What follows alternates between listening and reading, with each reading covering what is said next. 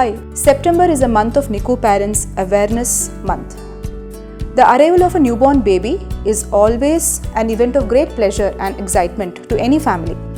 But when the newborn baby is born preterm, low birth weight, or has some medical issues that require intensive care management, this may be associated with a lot of stress, anxiety, sometimes even guilt and self-blame for parents. It is very important that we as healthcare providers provide them all the support and all the information that it requires to relieve the parents of this stress alongside with the medical management of the baby. Our team at NICU KIMS Cuddles, being aware of this tremendous responsibility, would like to share some of the ways in which we believe we help parents alleviate some of the stress. The first important aspect of parental awareness is the antenatal counseling. Very often when preterm labor or preterm delivery is anticipated because of preterm labor pains or premature leaking of the amniotic fluid, or if there are maternal medical problems like hypertension and diabetes, we as neonatologists take part in the antenatal counseling of the family. The important aspects of antenatal counseling involve being transparent about what to realistically expect from the baby in terms of the chances of survival, the chances of various morbidities like breathing difficulty, like cardiovascular issues, feeding intolerance, intraventricular problems, brain issues that the baby could have, and trying to discuss with the family how we will identify and treat or manage some of these problems. It is also important to help families understand a realistic time duration that their baby may have to spend in the NICU and the chances that the baby would have for a long-term normal outcome. Alongside with this comes the very important responsibility of also helping the family understand the need for financial preparedness and anticipation so that they can help themselves arrange for insurance and other sources of funding for the baby's treatment. All these aspects when discussed with the management of a baby in the NICU. Hello everybody, hope you are all having a great time. Firstly, let me introduce my family to you all. This is Mark and this is my pretty wife Kanika Gawar. Not to forget, our new addition to our family, to our lives, our baby bird, Kannu baby we call her because we have not named her yet. She's just 55 days old. Today we are here to share our most exciting journey at a roller coaster with lots of twists and turns, which is definitely not less than a web series these days. Baby was underweight, just 1.08 kg. My baby has been put in an NICU and my husband was the first person to see the baby in NICU. When he returned, he seemed worried. He might be happy, but seeing him worried, I was broken from inside. Then a team of angels stepped in and they had taken over everything from them. They explained that it's going to be smooth, but inside we knew that it's going to be terrible. Every single day, our angels used to provide us the regular updates. They trained me for KMC. They have trained every single thing that's necessary for a mother to take care of the babies. They have boosted my morale and filled me with great confidence. Today I am before you with my princess and with great smiles, Aparna ma'am and NICU team. You did not just supported us, but also you guided us. You stood by us, you motivated us. You have played a role that definitely nothing less than a god. You guys are guardian angels for every baby who needs you. So please continue your efforts. Please make sure that more and more families will be happy and bring joy in their lives. Big thank you and lots of kisses. And to all the parents out there, don't worry, you are in safe hands. Happy parenting. Thank you. today we'll discuss few aspects of counseling. A new baby arrival into the NICU not only allows the babies but also the parents into the NICU environment. So it is a very delicate situation with a lot of emotions. So creating awareness what is happening in NICU for their babies will reduce the anxiety and stress in their parents and builds up the confidence and trust, and it fills the gap between them and their babies.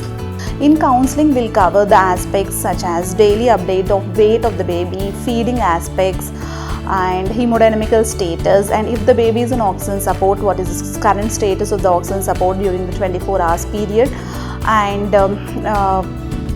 plan of management for next couple of days. So by discussing the treatment plan with their parents and seeking their family decisions and involving the parents in the care of the baby builds up the confidence in the parents, and they actively participate in the care plan of the baby. Imagine that when you give a valuable thing to a stranger, how do you feel? The parents outside the NICU, they'll also feel the same when they gave their babies into the NICU for admission. NICU environment can be stressful not just for the babies but also for the parents. Premature babies are prone to neurodevelopmental problems. Something as simple as touching or holding the baby has shown to be very effective in improving the neurodevelopmental outcomes for preterm babies, including better cognition, better IQs, and better language development. Kangaroo care is practiced by most of the parents in NICU. Kangaroo care helps in better kinesthetic stimulation of the baby by touch of the parent. It also helps in improving the other senses of the baby, like it helps in vision by seeing the parent. It also helps in improving the smell and taste of a baby by touching on the mother's nipple, by sucking on the mother's nipple, and by hearing a parent's songs or talks. It also stimulates the hearing of a baby. Kangaroo care has shown to be effective in discharging a baby early from the NICU.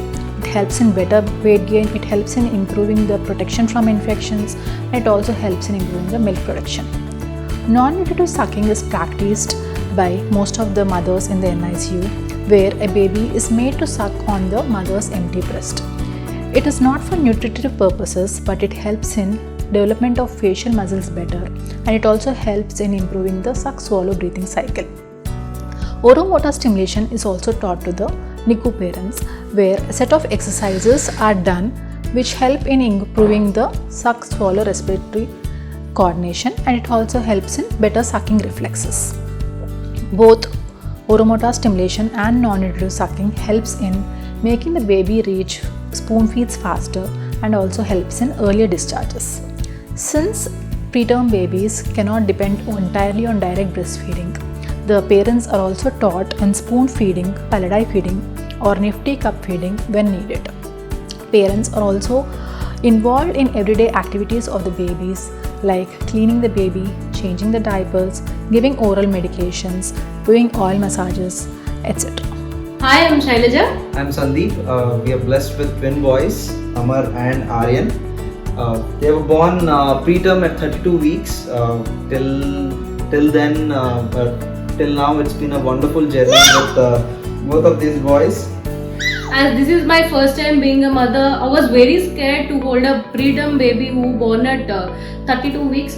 KIMS, the neonatal ICU team, they trained us a lot regarding how to handle a preterm baby, how to make a baby to latch the breast milk perfectly. The most important part is that the burp after every feed, and they trained us how to burp a baby, how to hold a preterm baby to do the burp and all, and they trained us how to change a diaper. You have to roll the baby the left and right to change the diapers and all. As you can see them, being preterm is just a phase. Once they enter into 36 weeks, then they will be the perfect term babies, and they will suggest you what all the products you can use for the babies, the body lotion, the cleaning wipes, and the diapers, which kind of diapers, so that you can avoid the rashes and all. the team has been extremely helpful in terms of training us in taking care of the babies. Since when they were in ICU, we had to do the KMC, which is kangaroo mother care. We used to share between each other. It's been a wonderful experience, at the same time scary too. But the team at neonatal care Kim's Cuddles, they put us at ease. We could go home every day with a confidence that they will take care of the babies when they are in NICU. They have been discharged within 12 days of their admission. As they were admitted in NICU, they take all kind of hygiene precautions. Whenever we used to visit them at the NICU, we had to wear an apron, proper gloves, sanitize our hands and our feet, and then we used to enter into that NICU bay. The kind of hygiene that they are maintaining at Kim's Cuddles NICU is amazing. Kudos to the team. Thanks to Dr. Aparna and whole team for taking care of our baby. I would like to thank Dr. Aparna and her team for these boys. It's been wonderful.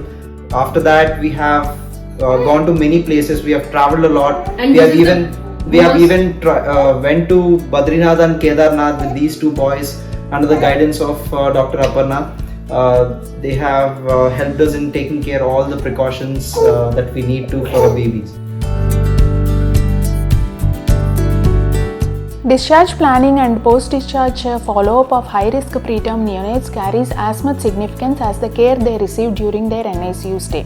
Before the discharge of the baby, we teach the parents of very low birth weight babies how to provide basic life support skills like providing a positive pressure ventilation in the chance of a baby stopping breathing, which is known as apnea, and also to monitor for the danger signs of the baby like the baby becoming hypothermic or cold, stopping the breathing, which is known as apnea, and also change in the color of the baby.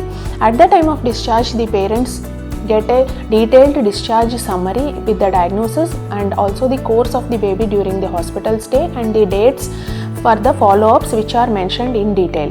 We also send a reminder to the patients and parents when to come for follow-up. In the follow-up, the babies are examined for their growth, weight gain, feeding adequacy and developmental assessment, as well as the detailed neurological examination. Our post-discharge follow-up team includes a neonatologist, physiotherapist, pediatric ophthalmologist, hearing and speech therapist, developmental pediatrician. The babies after discharge usually undergo a retinopathy of prematurity screening by the ophthalmologist, hearing and speech assessment by the audiologist, and also regular physiotherapy by our physiotherapist.